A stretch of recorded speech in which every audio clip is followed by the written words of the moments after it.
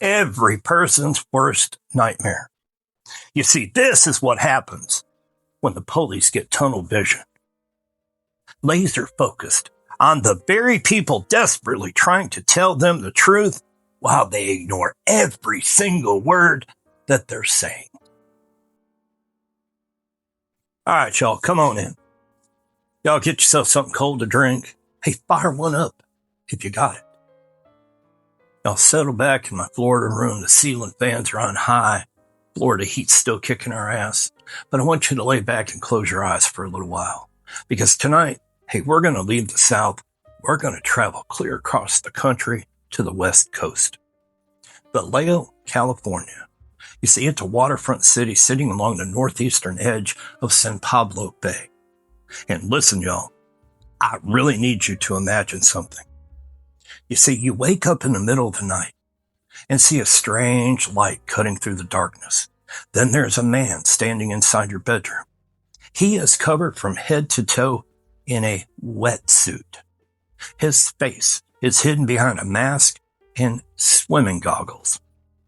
In his hand is what appears to be a gun with a red laser pointed directly at you. He binds you. He blinds you. He forces you to drink something that makes your body heavy and your mind really cloudy. Then he takes the woman lying beside you, puts her in the trunk of a car, and y'all, he disappears into the California night. Hours later, you finally wake up from your drug-induced sleep and you reach out to the police. But instead of searching for the woman you love, y'all, they take your phone, they separate you from your family, and they place you inside an interrogation room. Because they don't believe you. They think you killed her. Then 2 days later, oh my God, the missing woman suddenly appears, alive. Y'all, that right there should have proven you were telling the truth. Oh, but it didn't. You see, the police held a press conference and announced that the entire kidnapping appeared to be a hoax. They accused the victims of wasting police resources. Reporters compared the story to the movie Gone Girl. The entire country began treating two terrified people like they were criminals. But there was only one problem. Everything they had reported was true.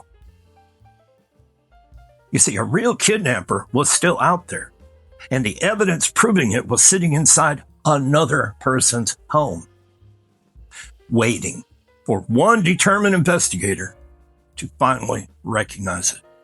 Y'all, this is the kidnapping of Denise Huskins, and this is the story of Aaron Quinn. And this is the American Nightmare created by Matthew Muller. Y'all, this American Nightmare will wrap you in the strangeness, immerse you into the darkness, and it's going to haunt your soul forever. Welcome to DJ's Southern Storytelling. Well, this all took place on March 23rd, 2015. Aaron Quinn and Denise Huskins were sleeping inside Aaron's home on Mare Island in Vallejo, California. Now, Aaron and Denise were both physical therapists. You see, they had met through work. They had become friends and eventually started a romantic relationship. Y'all, but their relationship was going through a very difficult period. You see, Aaron had previously been engaged to another woman named Andrea Roberts, and she also worked with them. Now, Denise had recently learned that Aaron had been communicating with Andrea, and on the night of March 22nd, y'all, Denise and Aaron had been trying to decide whether their relationship, well, if it still had a future. I guess it did, because they eventually went to bed. Now, sometime between 3 and 5 o'clock in the following morning, y'all, they were awakened by bright lights and a recorded voice. Y'all, there was a man inside the bedroom. Now, according to Aaron and Denise, the intruder was wearing a wetsuit, a mask, and swimming goggles. Now, he appeared to be carrying a firearm fitted with a laser sight. Now, investigators later determined that the gun was simulated, but Aaron and Denise, man, they had no way of knowing that, right? The intruder also carried a stun gun. Y'all, he ordered both of them to lie face down and tied them with zip ties. The man then placed blackout swimming goggles over their eyes and headphones over their ears. And get this, a pre-recorded message played through the headphones giving them instructions and warning them about what would happen if they refused to cooperate.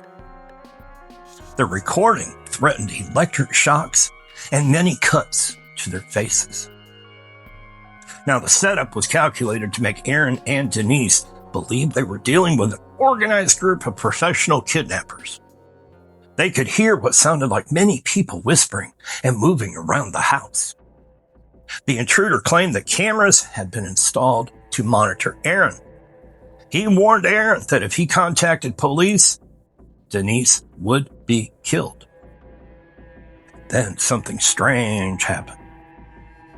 The intruder asked whether the woman in the house was Andrea. Aaron told him no, the woman beside him was Denise. The kidnapper appeared to have entered the wrong bedroom, expecting to find Aaron's former fiancée. Even after realizing Denise was not his intended target, well, he continued with his plan. Now, Aaron and Denise were forced to drink a liquid containing a sedative. Now, as the drug began taking effect, the intruder obtained personal and financial information from Aaron. He took Aaron's laptop, his car, and other property. Then he separated the couple. Denise was placed inside the trunk of Aaron's car and driven away into the California darkness. While Aaron remained drugged, bound, blindfolded, and alone inside the house. Now, when Aaron finally regained enough awareness to move, the house was quiet. Denise, she was gone. The man had left instructions warning Aaron that he was being watched. He was supposed to wait for further communication about a ransom. Y'all, Aaron was terrified that one wrong move would get Denise killed. Eventually, he contacted his brother, who was an FBI agent. His brother told him to call 911 immediately. So at approximately 2 o'clock that afternoon, many hours after the abduction, Aaron finally reported that Denise had been kidnapped. Vallejo police officers arrived at the house. But y'all, almost immediately, Aaron felt that something was way wrong. Instead of treating the house as the scene of an active kidnapping, the police began looking at Aaron. And I mean looking hard at Aaron. There were reasons to ask him difficult questions, and in many missing person cases, investigators must begin with the last person known to have seen the missing individual. Aaron's delay in calling 911 also needed to be explained. But Aaron did have an explanation. He had been bound, drugged, and threatened. The kidnapper had told him Denise would be killed if he contacted the authorities. Now, rather than seriously considering that explanation, investigators began building a whole different story. Shame on them. Their story was that Aaron had harmed Denise and invented the kidnapping to cover it up. While Denise was being held by a dangerous stranger, Aaron was taken to the Vallejo Police Department and questioned for hours. Y'all, investigators collected his clothing, they took his phone, they examined his body for injuries, and even brought in a polygraph examiner. Now, according to Aaron, one detective repeatedly suggested that he had killed Denise during an argument. Y'all, he was told that his story was completely unbelievable. As you would expect, Aaron became increasingly frightened. He had called the police because Denise's life was in danger. Now the people who were supposed to find her were trying to convince him that they already knew what had happened. And in their version, Aaron was responsible.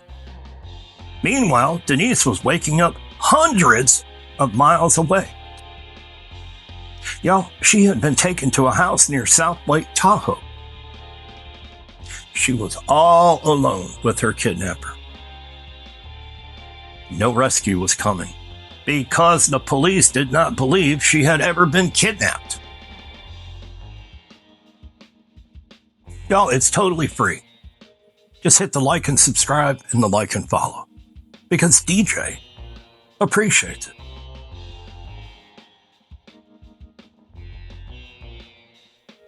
Now, as Denise became more aware of her surroundings, she was inside a bedroom at Matthew Muller's South Lake Tahoe residence.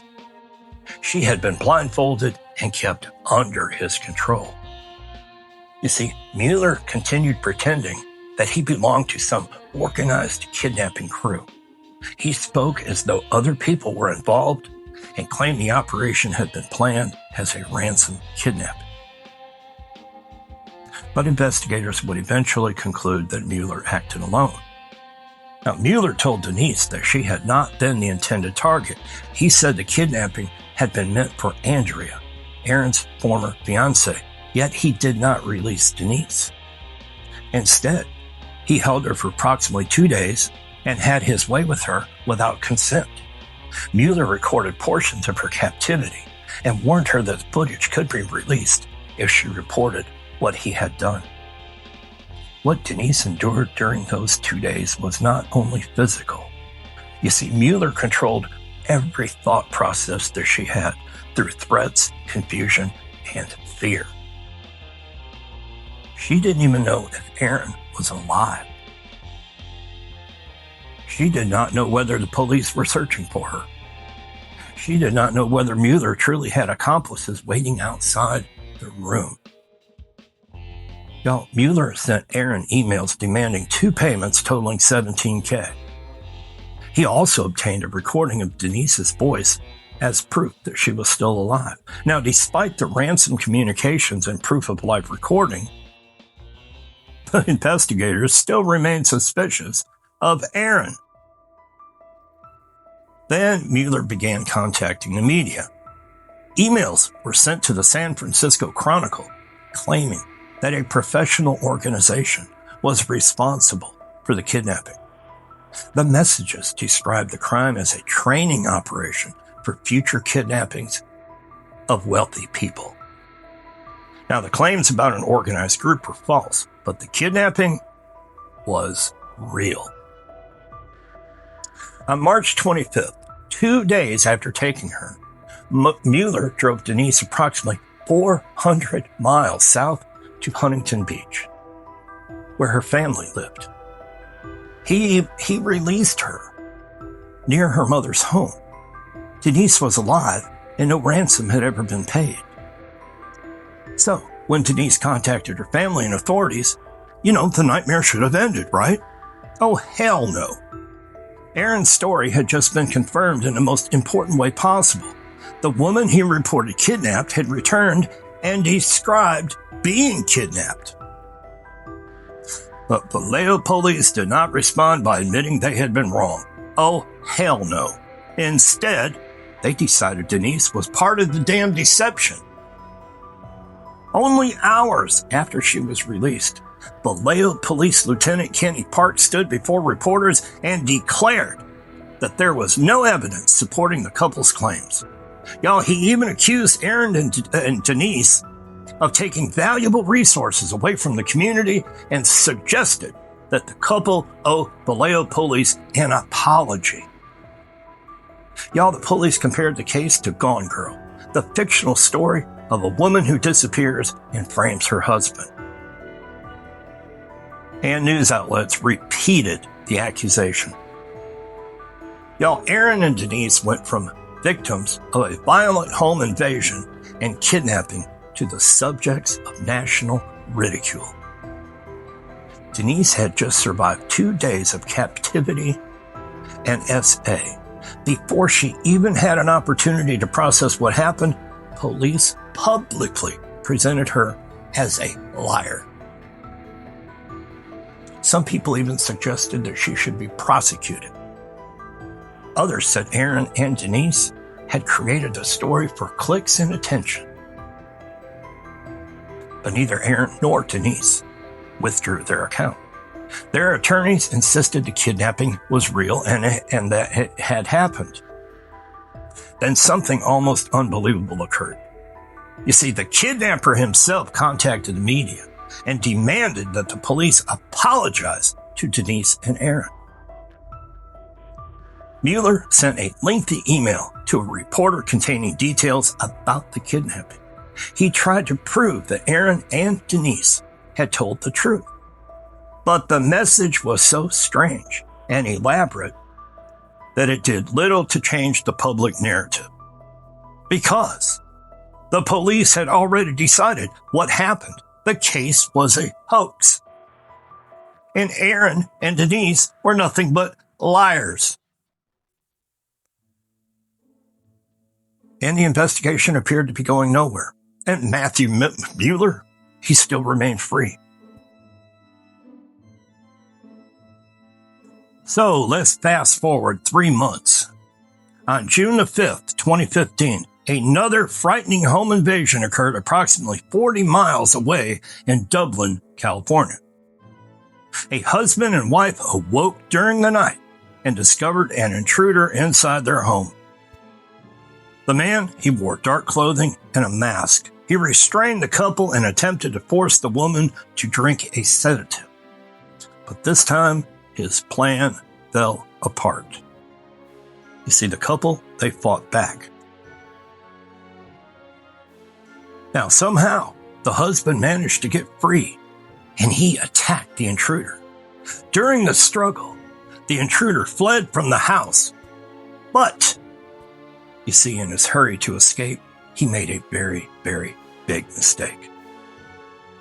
He left his cell phone behind. Dublin police traced the phone to Matthew Muller. Now, Muller was a former United States Marine and a Harvard Law School graduate. He had practiced immigration law before being disbarred. He did not fit the image many people carried in their minds of a masked home invader. Investigators tracked Muller to a residence in South Lake Tahoe. Now, an officer named Misty Caruso helped process the evidence. Now, at the time, she was working toward becoming a detective. Inside the residence and a nearby stolen Ford Mustang, investigators found items connected to the Dublin invasion. But Caruso noticed evidence that appeared to belong to another crime. See, there was a laptop, and it belonged to Aaron Quinn. There were swimming goggles with a strand of blonde hair attached. There was a water pistol modified to resemble a real firearm. It even had a light and laser attached to it. There were zip ties, duct tape, electronic equipment, and other items consistent with the account that Aaron and Denise gave the police. Now, the Mustang's navigation system contained a Huntington Beach address associated with Denise's family. Caruso had followed the evidence into the middle of the supposedly impossible Vallejo kidnapping. You see, Aaron and Denise, they had not invented their story. The man in the wetsuit, he was freaking real. The goggles was real. The sedation was real. The pre-recorded instructions were real. The trunk ride was real. The house in South Lake Tahoe was real, and so was the kidnapper. So the FBI became involved and conducted additional searches of Muller's property, vehicles, residence, and a Vallejo storage locker. Investigators recovered drones, a wireless camera system, recordings, and other evidence. An examination of Muller's computer uncovered audio designed to sound like several people whispering. It had helped Muller create the illusion that he was part of a larger criminal organization. Now, authorities also found recordings proving that Denise had been held inside Muller's residence and had been abused. The supposed Gone Girl hoax, well, it became a federal kidnapping case supported by physical, digital, and video evidence. But you see, there was another disturbing question. If Muller had dropped a cell phone during the Dublin invasion, and if investigators had not recovered it, how long would he have remained free? The Vallejo police had been given a detailed account by two victims. They had been told about the wetsuit, the swimming goggles, the drug, the laser, the pre-recorded instructions, the ransom demand, the proof of life recording, and communications from someone claiming responsibility. Instead of them following every lead while keeping an open mind, oh hell no, they had publicly announced that the victims were nothing but liars. Well, it took an entirely different police department investigating another home invasion to finally uncover the truth. Matthew Muller pleaded guilty in federal court to kidnapping Denise Huskins. And on March 16th, 2017, he was sentenced to 40 years in federal prison. Now, the judge described Muller's actions as heinous. Denise and Aaron had finally been vindicated. But vindication could not erase what had been done to them.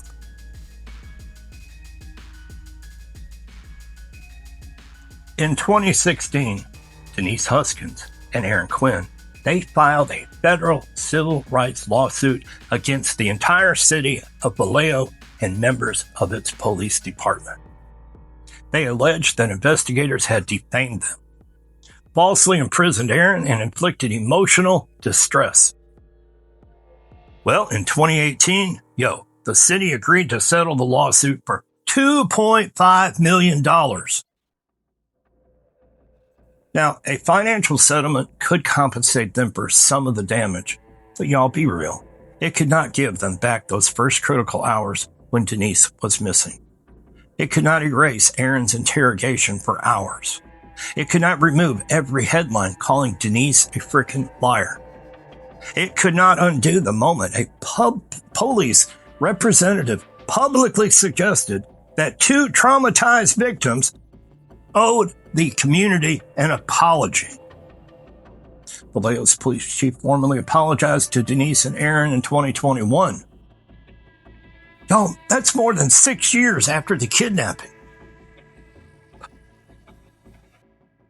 Denise and Aaron eventually married and became the parents of two beautiful daughters.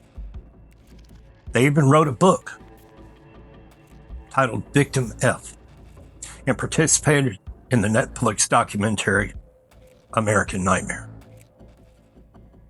Their lives did not end inside that Vallejo house. And the story of Matthew Muller did not end with his 40-year federal sentence. Investigators later connected him to additional violent home invasions. So just last year, Muller pleaded guilty to crimes arising from separate 2009 attacks in Mountain View and Palo Alto. In those cases, women had been bound, drugged, and abused or threatened with SA. He received 2 consecutive life sentences for those attacks. Authorities also uncovered another kidnapping for ransom crime committed shortly after Denise's abduction, and in that case, 3 people had reportedly been held and terrorized, but had been too afraid to report what happened at the time. Muller later received another life sentence connected to that crime. Those later revelations made Vallejo's early dismissal of Denise and Aaron even more troubling. While investigators were holding a press conference and calling the kidnapping a hoax, they were not merely insulting two innocent people. Y'all, they were actually helping create an environment in which a violent offender remained free. Now, some of my final thoughts. Y'all, there are cases where the evidence is so confusing, and there are cases where witnesses lie. And yes, police have to ask difficult questions. They cannot accept every statement without examination. But y'all, whoa, wait a minute. There is a big difference between investigating someone's account and deciding that account is impossible before the evidence has been fully examined. Yes, Aaron's story sounded strange. A man in a wetsuit, blackout goggles, recorded instructions, laser sight, ransom demand, a kidnapped woman released hundreds of miles away without the ransom ever being paid. Y'all, it did sound like something written for a movie. But remember this, strange does not mean false. Sometimes the truth arrives wearing a wetsuit and carrying a fake gun. Denise Huskins survived a violent kidnapping and SA. Then she had to survive being publicly accused of inventing the whole thing. Aaron Quinn, he survived being drugged and restrained. Then he had to survive an interrogation conducted by people who appeared more interested in proving he was guilty than ever finding Denise. And I damn sure don't understand how anyone could look at a woman who had just returned from captivity and immediately decide that humiliation was more appropriate than compassion. The lesson here is not that police should automatically believe every story. The lesson is that investigators must follow the evidence, even when the evidence leads somewhere unusual. Because while Vallejo police were demanding an apology from Denise and Aaron, the kidnapper was still running around free. And yes, eventually he tried it again.